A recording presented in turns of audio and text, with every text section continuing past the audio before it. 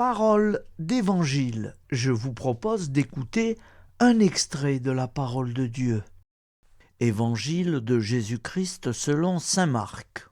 Ce jour-là, le soir venu, Jésus dit à ses disciples : « Passons sur l'autre rive. » Quittant la foule, ils emmenèrent Jésus.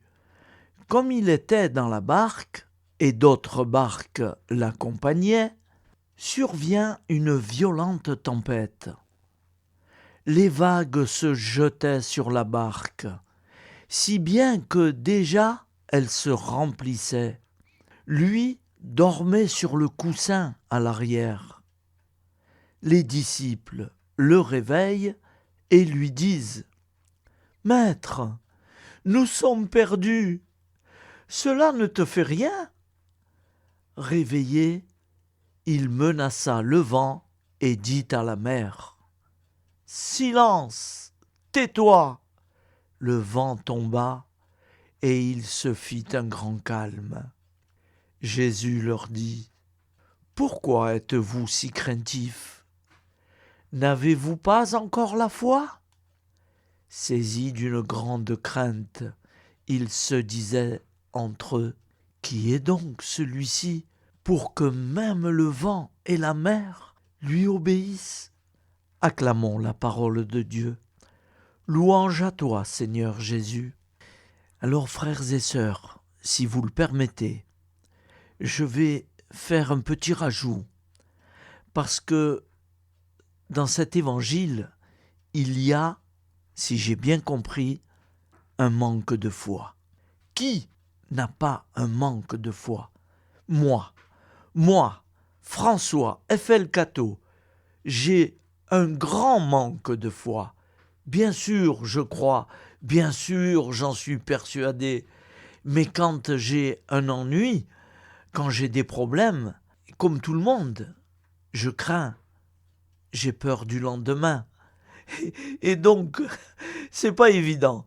Alors, ce que je vais vous lire maintenant, c'est Saint Padre Pio, Pietrelcina, de 1887 à 1968.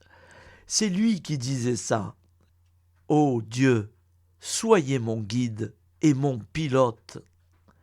Gardez-vous toujours de transformer vos occupations en troubles et en inquiétudes spirituelles.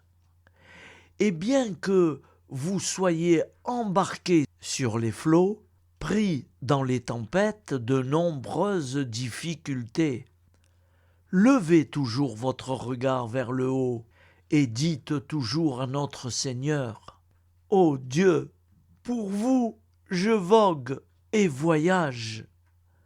Soyez mon guide et mon pilote. Vous, pendant ce temps, employez-vous à expédier les affaires l'une après l'autre, du mieux que vous pourrez, et appliquez-y fidèlement votre esprit, mais avec douceur et suavité. Si Dieu vous en accorde la réussite, bénissez-le.